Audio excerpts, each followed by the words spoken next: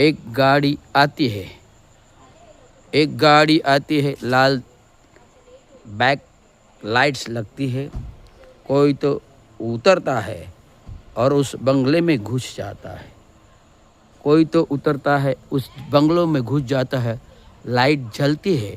एक अनोखी रास्ता, एक अनोखी रास्ता, एक अनोखी रास्ता, ऐसा कि वो आता है बंगलों की तरफ, वो आता है बंगलो। कोई तो कोई तो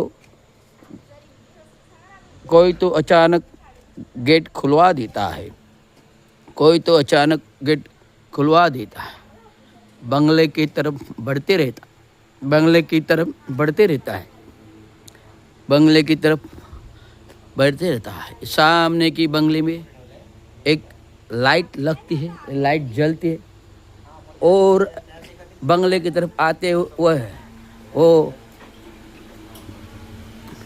पालना हिलने लगता है। कोई तो आदमी बातें करते करते निकल जाता है, कोई तो आदमी बातें करते करते निकल जाता है और पालना जो पालना रहता है वो हिलते रहता है। कोई है सामने, कोई मालूम नहीं है, कोई है सामने मालूम नहीं, लेकिन जो हिलता रहता है झूला हिलने लगता है, हिलता रहता है झूला हिलने लगता है। ऐसा है एक अनोखी रास्ता, ऐसे है एक अनोखी दास्ता, यही है कथा अनोखी रास्ता। ऐसी एक अनोखी दास्ता, ऐसी कथा है एक अनोखी रास्ता। End of the short film.